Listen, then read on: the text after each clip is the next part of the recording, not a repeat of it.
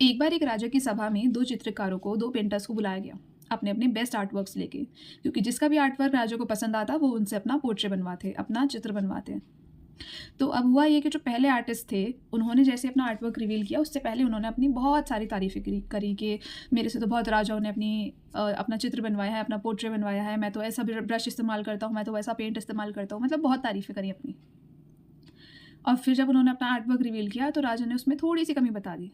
क्यों? क्योंकि राजा जो थे उन्हें पेंटिंग्स का, कला का, आर्ट का बहुत शौक था। तो जैसे ही उन्होंने अपना आर्ट वर्क दिखाया तो उन्हें थोड़ी सी उसमें कमी दिखाई दे गई, और उन्होंने कहा कि अगर आप इसको ठीक कर लोगे तो ये आर्ट वर्क बहुत ज़्यादा अच्छा लगेगा।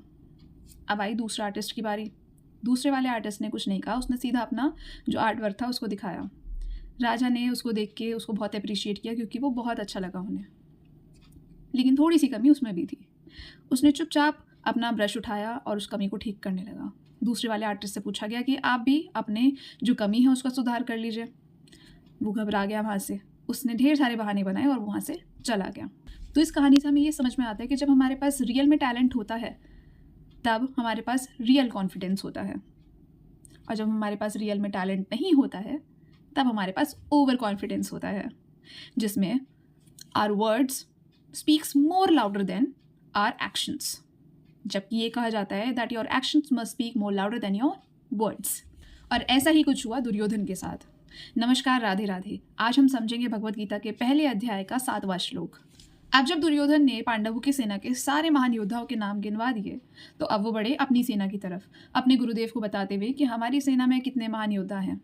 अस्माकं तु विशिष्टाय तान्य बोधे द्विजोत्तमा नायकामं सैन्यस्य संज्ञार्थम तान्य ब्रवीमिते। अर्थात, किंतु हे ब्राह्मण, आपकी सूचना के लिए मैं अपनी सेना के उन नायकों के विषय में बताना चाहूंगा जो मेरी सेना को संचालित करने में विशेष रूप से निपुण हैं। अब यहाँ पे दुर्योधन की अंदरूनी घबराहट मतलब इनर इनसिक्योरिटी का पता लगता है। कैसे? क्योंकि जो इंसान सच में मजबूत होता है, सच में पावरफुल होता है, वो अपनी ताकत गिनवाता नहीं।